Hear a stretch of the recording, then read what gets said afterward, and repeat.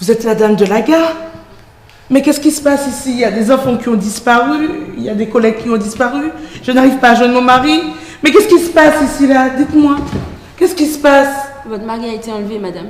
Mais non. Tous ceux qui ont accepté le Seigneur Jésus sincèrement dans leur cœur ont été enlevés. C'est l'enlèvement de l'Église. Comment ça?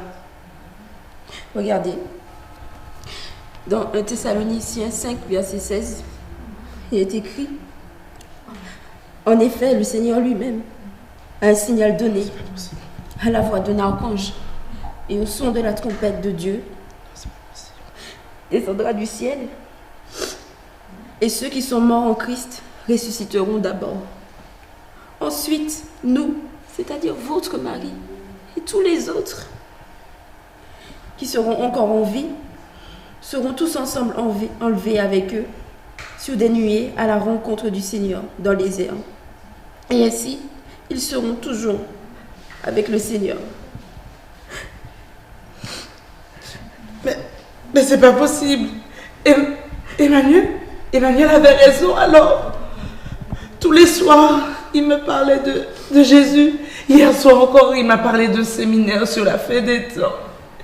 Mais je le voyais balader. Je le voyais balader. Mais c'est pas possible ça. Mais vous, c'est vous-même qui me parliez du retour de Jésus. Je sais. Mais qu'est-ce que vous faites là? Je sais. Je vous ai tellement méprisé ce jour-là. J'ai même souhaité que vous ne soyez pas enlevé. Vous vous rendez compte? Mon mari, Claude, était le pasteur de cette église. Et il a été enlevé, pas moi. Mais comment ça? J'avais une grande responsabilité dans cette église. Tout le monde m'appréciait. Mais tout ce que je faisais pour le Seigneur, je le faisais sans amour. Le Seigneur dit, ce ne sont pas tous ceux qui disent Seigneur, c'est au Seigneur qui entreront dans son royaume. Et c'est vrai. Parce que dès que le chrétien chutait ou était éprouvé, je le méprisais. Je méprisais les faibles. Claude, mon mari, lui, il priait avec foi, avec amour, persévérance. Et lui, il a été enlevé, pas moi. J'ai honte.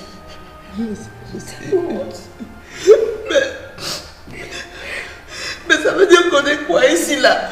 Qu'est-ce qu'on va devenir? Mais qu'est-ce qu'on va devenir? Je crois que ce que nous allons vivre maintenant dépasse tout ce que vous avez pu voir auparavant. La puissance du mal sera déployée avec force. J'ai aussi peur que vous. Mais, Yasma,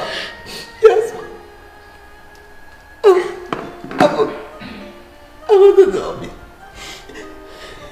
il m'a posé la question. Si Jésus revenait demain, qu'est-ce que je ferais? Eh bien, j'ai la réponse.